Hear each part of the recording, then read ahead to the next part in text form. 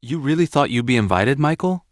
God, you're pathetic, my sister Sarah said loud enough for the entire bar to hear, her voice slicing through the jukebox hum and the clatter of beer mugs as a couple of strangers at the counter turned to look. Some laughing under their breath, others just smirking with that pity reserved for losers who don't realize they're losers. And the worst part was that Dad was standing there too, stiff and proud beside her, not even flinching, not even defending me, while I stared at the floor tiles like they could swallow me whole because the woman I had been trying to impress all night, Rachel, the one I'd been seeing for 2 months, and had finally worked up a nerve to bring around my family, was watching the whole thing.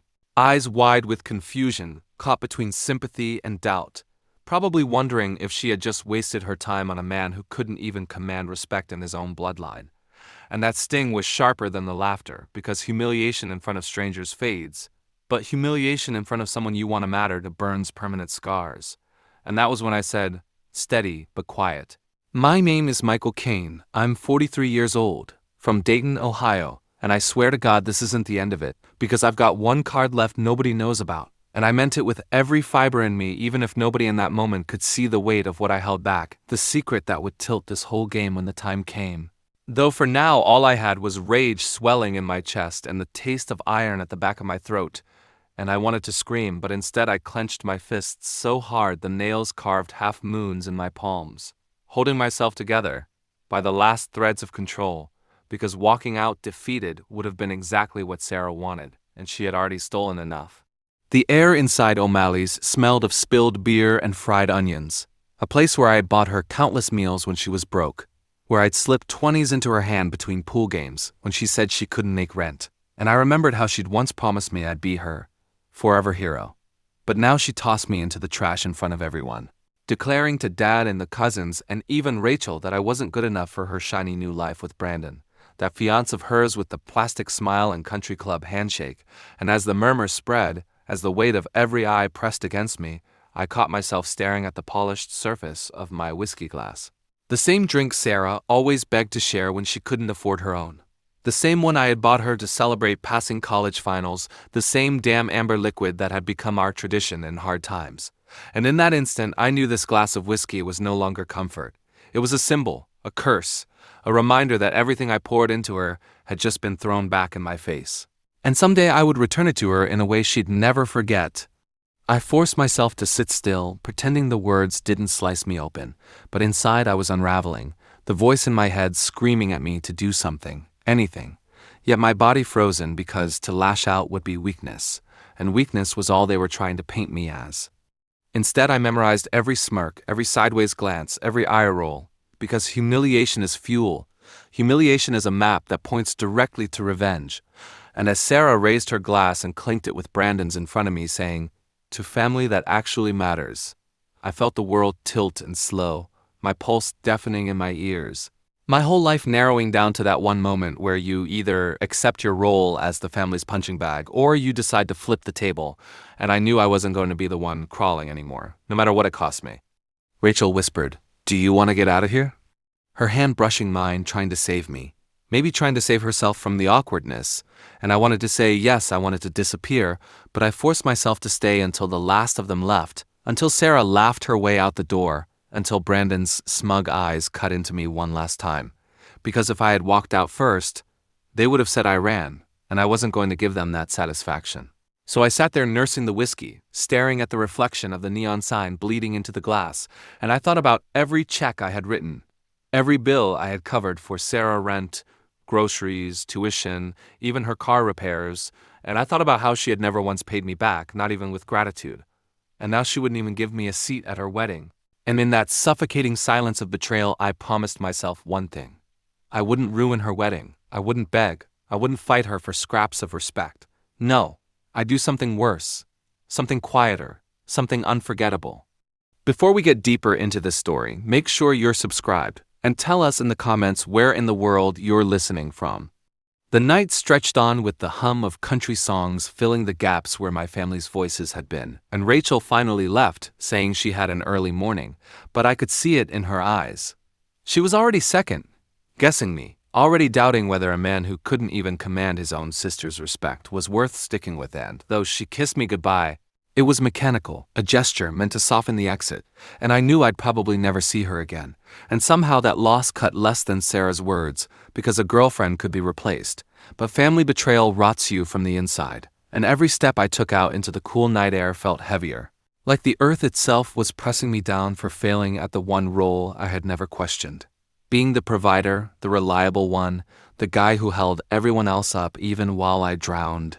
The parking lot was half lit, patches of darkness stretching between flickering lamps, and as I walked to my truck I felt eyes on me from somewhere, maybe just paranoia, maybe Brandon's friends laughing from their cars, but I didn't care. Because inside me something new was hardening, something that had been too soft for too long, and I slid into the driver's seat, gripping the wheel so hard it creaked. My reflection staring back from the rearview mirror like a stranger. A man who looked older than 43, with lines carved deep by years of sacrifice, and I said to myself, "This ends here." The words raw and shaky, but true, because there's a moment every man reaches when he realizes that if loyalty only flows one way, it's not loyalty, it's slavery, and I was done. I drove aimlessly for an hour, headlights cutting through back roads lined with skeletal trees, my chest tightening with every memory of Sarah calling me Big Brother. Like it meant safety, like I was her shield, like I was the one she could lean on when the world was cruel. And then I remembered her face tonight, twisted in contempt, and I almost laughed, because betrayal has a way of rewriting the past, making every sacrifice look like stupidity, every act of kindness look like weakness. And I realized something bitter but liberating. I wasn't just going to get even, I was going to get free. The truth is, revenge isn't about hurting them the way they hurt you. It's about teaching them what your absence feels like when they finally need you and you're not there. And as I turned the truck toward home, the thought came sharp and clear. I wouldn't sit at that wedding. I wouldn't toast their love. I wouldn't stand for their photos, because if Sarah wanted a world without me in it, she was about to see exactly how empty that world could get. And the first step was already taking shape in my mind, like the edges of a plan I could almost touch. And as the night swallowed me whole, I gripped the wheel and whispered the line that would guide me through everything that came next. The cruelest revenge is silence, because it makes them scream their guilt into the void. And that's exactly what I carried with me into the following week when texts from Sarah started to ping my phone. Her messages coded in fake sweetness, asking if I had cooled off yet, and reminding me to be happy for her because she was finally getting the life she deserved. But beneath the emojis and hollow cheer, I read the same smug cruelty from that night at O'Malley's, the same gloating satisfaction that she had cut me out and gotten away with it. And instead of replying, I let the screen glow cold and unanswered, because silence was my new weapon, and each unanswered buzz was a reminder that she didn't control the terms anymore. And while she probably expected me to argue, to beg, to demand, I did none of it. I just went to work at the construction site with a new kind of fire under my skin, hammering nails into beams as if each strike was another piece of armor against the shame. Nodding to the guys around me, but saying little, because every word I held back was energy I was storing for the strike that was coming. But tension has a way of leaking out, and at lunch break one afternoon when the foreman cracked a joke about deadbeat relatives, I slammed my fist harder than I meant to onto the picnic table, startling a couple of the guys, and when they stared at me, I muttered, "Family can screw you worse than strangers," before walking off with my sandwich untouched, sitting in my truck with the radio off, thinking about the years I had played Santa at Christmas for Sarah's kids, the years I had paid off Dad's overdue property taxes without telling him, the years I had put off my own vacations because there was always some emergency Sarah needed me to handle, and the rage came like a tide again, choking me. But this time I didn't fight it. I fed it, because rage sharpens you if you don't waste it on screaming. The next humiliation came not in person, but digitally. A screenshot sent to me by a cousin who didn't realize he was twisting the knife. Sarah had posted in her wedding group chat about how Mike's too intense, too bitter. He'd just bring down the vibe. Better to leave him off the list. And the worst part wasn't her words. It was the string of laughing emojis from Mom, Dad, and even Uncle Roy, who once swore I was like the son he never had. And seeing their names stacked under her message was like being stabbed in the lungs, because betrayal by one is cruelty, but betrayal by all is annihilation. And I stared at that screen until the letters blurred, until my cousin texted, "Hello, crazy, right?" And I typed back, "Yeah, wild," with a fake laugh emoji, because sometimes the best way to set a trap is to let them think they've already broken you. At night, I drove aimlessly again, through suburbs where sprinklers ticked against perfect lawns, through back roads where deer darted across the headlights, through diners that smelled like burnt coffee and loneliness. And every mile gave me time to shape my silence into something sharper. Because revenge isn't forged in the heat of anger, it's tempered in the cool of patience. And the longer I stayed quiet, the more Sarah and the family filled the silence with their own arrogance, convincing themselves I was gone, irrelevant, beaten, and that's the most dangerous mistake anyone can make. One night at a gas station, I bumped into Rachel, of all people, her hair pulled back, wearing scrubs from the hospital, and she smiled awkwardly, like she hadn't ghosted me after that night at O'Malley's. And she said, "Hey, I'm sorry for how that all went down. Your sister was brutal." And I could tell she wanted to say more but didn't, and I just nodded and said, "It's fine, I'm good." Even though my chest still felt raw from that night, but her eyes lingered like she could see the storm underneath, and for a moment I almost let it spill, almost confessed the plan that was taking shape, but I bit it back, because the fewer people who knew, the cleaner it would be. And as she walked away into the glow of the pumps, I realized something that twisted the knife deeper. Sarah hadn't just humiliated me in front of my family, she had poisoned my chances with someone who might have mattered, and that was another debt she owed me. The wedding invitations began to circulate on Facebook, glossy photos of Sarah and Brandon on some hilltop with golden light behind them, captions about "Forever starts now" and hashtags about love conquering all. And I sat in my apartment scrolling through them with a half-empty bottle of bourbon, staring at the comments flooding in from relatives and old friends congratulating her. People who had no idea the bills had been paid by me, the rent checks covered by me, the vacations funded by me, and not one word of acknowledgement from her, just the image of perfection she wanted the world to swallow. And that was when the idea came sharper than ever. If her life was going to be a performance, then I was going to be the missing piece of her script, the shadows she couldn't erase, the silence that screamed louder than applause. But before I could execute, I needed to choke down the hardest part. Mom calling me one night, her voice syrupy but sharp, saying, "Michael, you're being selfish. This is Sarah's big moment, and it's important that you support her. Don't make this about you." And I almost laughed because hadn't I already made everything about her for years? Hadn't my wallet, my time, my loyalty always been about her? And now when I drew the line, suddenly I was selfish? I didn't argue. I just said, "I'll think about it," and hung up, because arguing is noise, and noise isn't revenge. And as I sat there staring at the ceiling fan spin above me, I repeated the line in my head until it felt like steel. Let them believe the silence means defeat, because only then will the strike feel like thunder.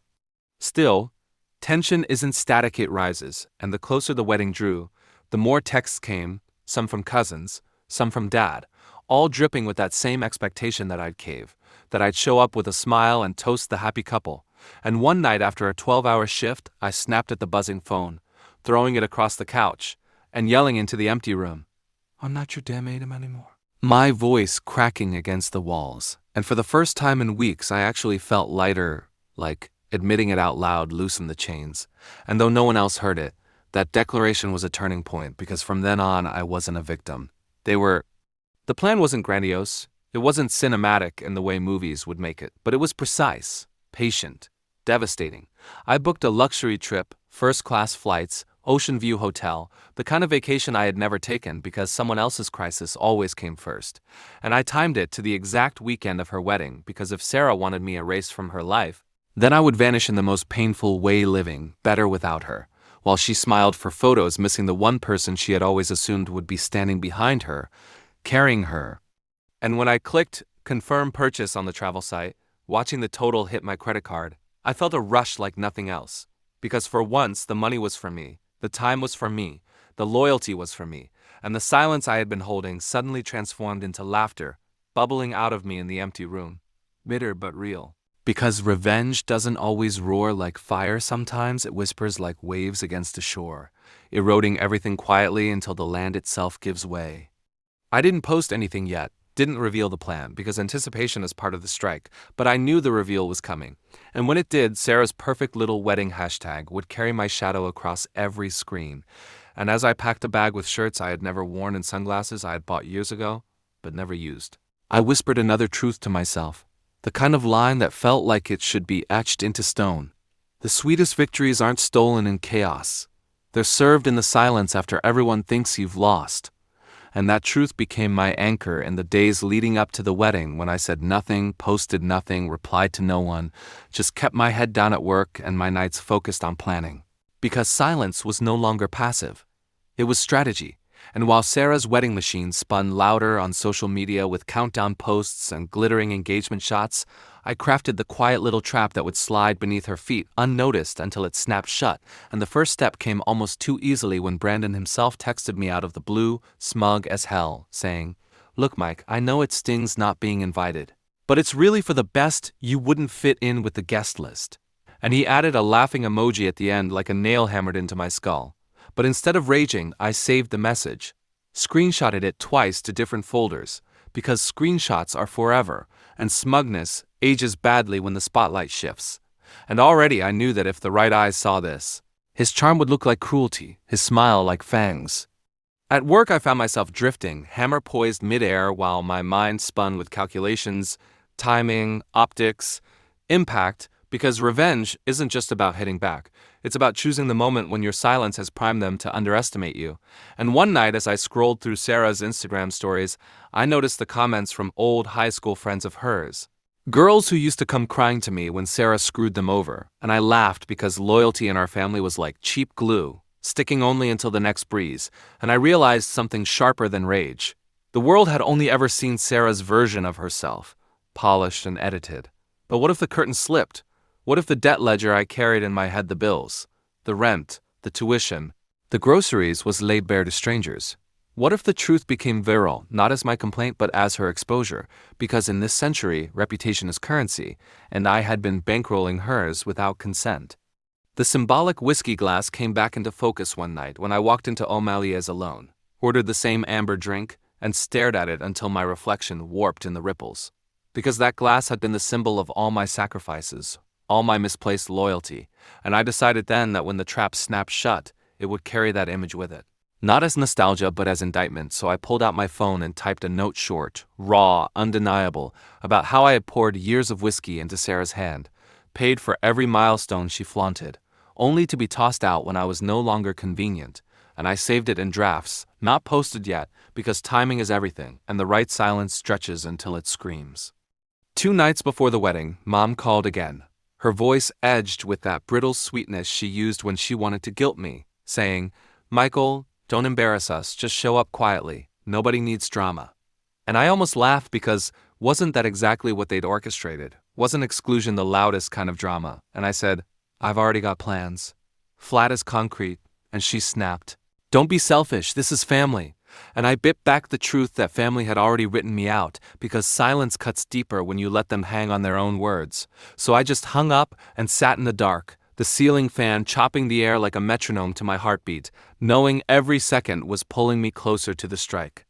The news tightened the night before the wedding when I logged into Facebook and saw Sarah's post gushing about how Brandon had saved her during hard times, how he had been her rock through thick and thin. And the comments overflowed with hearts and clapping emojis, and I nearly dropped my phone from laughing, bitter and breathless, because I had the receipts. Literal receipts of tuition bills, car repairs, rent checks with my name scrawled across the memo line. Every rock she bragged about built on my back, and in that moment the trap reshaped itself. This wasn't just about erasing myself with a luxury trip. This was about rewriting her narrative in real time, making sure everyone saw the cracks beneath the glitter. So I pulled out my laptop, scanned in every check stub I still had, every transfer confirmation, every note she texted me begging for help, and I built a folder labeled Truth, a time bomb waiting for the click. But patience whispered to hold, to wait until the stage was at its brightest, because humiliation works best under spotlights, and I booked a late-night flight to Miami for the wedding day itself. A first-class seat that would have me sipping champagne while Sarah walked the aisle, and the thought of it alone tasted better than anything I'd felt in months. But still, I needed the finishing touch, the twist that would turn silence into thunder, and that's when I remembered the smug text from Brandon, the laughing emoji, the perfect trigger. So I drafted a post, short and sharp, that paired his words with screenshots of Sarah's private pleas for money, and I scheduled it to go live the exact hour they'd be saying vows, ensuring their perfect hashtag would collide with the ugly truth. The morning of the wedding, I woke before dawn. The sky still purple over Dayton, and packed my bag with a precision I'd never felt. Shirts folded crisp, sunglasses polished, passport tucked in the side, and as I zipped it closed, I whispered, "This is the silence that kills." Not dramatic, but true, because I could feel the weight of years finally shifting, finally balanced. And I carried that bag to the truck with a calm that almost scared me, because for once I wasn't the begging brother, the desperate provider. I was the executioner of my own justice, and it felt inevitable, unstoppable, like gravity itself. At the airport, I moved through security like a ghost, earbuds in, the chatter of families and travelers buzzing around me like static. And when I finally sank into the leather seat of first class, champagne flute waiting, I glanced at my watch, 20 minutes to go before Sarah walked down the aisle, and I opened my phone, hovering over the post, fingers trembling not from doubt but from anticipation. Because timing is everything, and a strike at the peak of their joy would mean the fall was irreversible. And as the flight attendants closed the doors, I hit confirm with a slow, deliberate press, the post slipping into the digital bloodstream just as Sarah's perfect smile probably lit up the church, and I leaned back into the leather, sipping champagne, imagining the notifications detonating across her world. And as the plane lifted off, slicing into the sky, I whispered the philosophy that had been burning through my veins all along. Revenge isn't about what you take from them. It's about showing them what they never gave back. And as the plane climbed higher into the blue, I imagined the church pews filled with relatives, the white flowers, the string quartet playing, and Sarah stepping down the aisle with that smug glow she'd perfected. Brandon waiting with his plastic grin, both of them oblivious as phones in the crowd began to buzz, one after another, cousins and aunts and coworkers pulling out their screens mid-ceremony, whispers darting like sparks across the sanctuary as my post spread, screenshots of Brandon's mocking text, plastered against Sarah's begging messages, the receipts of checks with my handwriting, the scanned bills with my bank transfers, all layered into a narrative she couldn't control, and I could see it clearly in my mind. The laughter from the night at O'Malley's turning into gasps, the emojis of support twisting into question marks, the perfect hashtags she'd printed onto napkins, suddenly hijacked by strangers sharing my story, her image unraveling in real time, and while I wasn't there to witness it. The silence of the cabin, the hum of the engines, was enough. I didn't need to hear it because I knew it was detonating exactly as planned. The first confirmation came 30 minutes into the flight when I bought Wi-Fi and checked my notifications, and the numbers spun so fast my screen froze. Thousands of shares, comments flooding in from strangers around the country, people saying things like, "This man carried his family and got betrayed." Others tagging friends, whole threads building around the idea of loyalty and exploitation. And the post wasn't just spreading, it was viral, faster than I imagined. Because people don't just love weddings, they love watching them burn, and by the time I sipped my second glass of champagne, the story had already jumped to Twitter, screenshots bouncing between accounts with blue check marks, my words being quoted like some kind of anthem. And the irony wasn't lost on me. Silence had turned me invisible at home, but online my silence turned roar, had made me unforgettable. I pictured Sarah at the altar, trying to keep her composure, her perfect smile trembling as whispers grew louder, someone shoving a phone toward Brandon, his smug face paling as his own text stared back at him, the laughing emoji damning him more than any insult ever could, and the priest hesitating, the guests shifting in their seats. Dad's face tightening with that same cold pride now cracking under shame, Mom clutching her pearls, Brandon's parents exchanging horrified glances, because reputation is currency, and I had just bankrupted them in front of their investors, their friends, their whole curated world. And the beauty of it was procedural justice. It wasn't slander, it wasn't chaos, it was documented truth. Receipts and texts, the kind of evidence nobody could argue, and I could almost hear the lines from Brandon's country club buddies. "Dude, what the hell?" echoing in his head as the ceremony collapsed under the weight of exposure. But the twist, the second edge of the blade, came not from them but from me, because as satisfying as the post was, it wasn't the whole revenge I had planned my silence around more than exposure. I had planned it around absence, and while Sarah scrambled in real time to salvage her wedding, while Brandon tried to explain away the receipts, I was clinking glasses with a stranger in first class, heading toward turquoise water and white sand, and I felt lighter than I had in years, because for once my life wasn't built around carrying someone else's weight, and the double twist was simple. My revenge wasn't just their public collapse, it was my private escape. My life finally lived without them, and that absence was louder than any confrontation could ever be. By the time I checked into the hotel in Miami, palm trees swaying against a sunset that painted the sky orange and pink, the story had exploded further. Local news outlets picking it up. Headlines about brother exposes bride's secret life of dependence. Think pieces already forming about loyalty, betrayal, and family debt. And I laughed bitterly as I dropped my bag on the king-sized bed, because Sarah had wanted me erased from her perfect story. But instead I had become the headline, the shadow she couldn't scrub out. And while she posed for photos with forced smiles, the comments beneath each post were filled with strangers asking, "Where's your brother? Is this the guy you cut out?" Her own curated narrative devoured by the one truth she couldn't delete. The whiskey glass came full circle on my second night in Miami when I sat at the hotel bar, ocean waves crashing beyond the windows, and ordered one neat amber glowing in the dim light.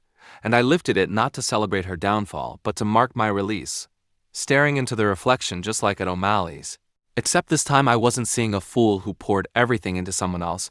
I was seeing a man who finally kept a drink for himself, and as I tipped it back I whispered, "Here's to debts finally paid," because the symbolic weight of that glass had flipped, no longer a curse but a token of survival, and I knew that whether Sarah ever admitted it or not, she would never see whiskey again without tasting the bitterness of betrayal turned against her. News trickled in over the next days, how the ceremony had faltered, how Brandon's family pulled funding for their honeymoon after the viral post, how guests whispered so loudly that the reception turned awkward and half the hall cleared out before dinner, how Sarah tried to control the narrative by claiming the receipts were taken out of context, only to be drowned out by the sheer volume of strangers dissecting her lies. And while part of me expected guilt to creep in, it never did, because guilt requires doubt, and I had none.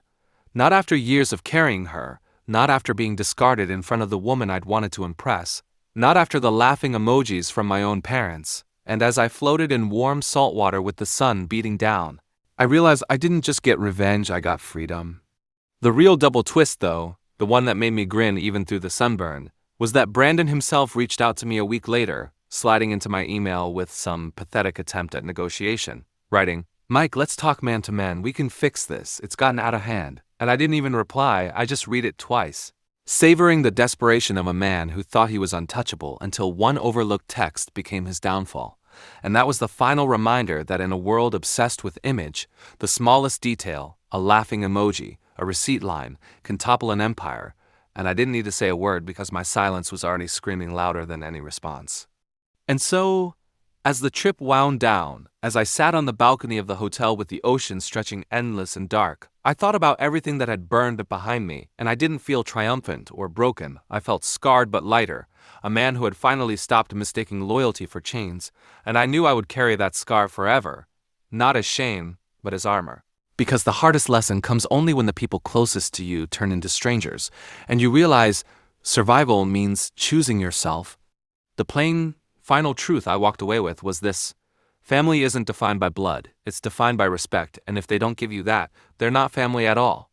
And the second truth, sharper but simpler, is this: never hand over your silence to people who'll use it to bury you. Keep it, shape it, and when the time is right, let it roar. If this story resonated with you, please give it a thumbs up and subscribe. It helps us share more true stories like this.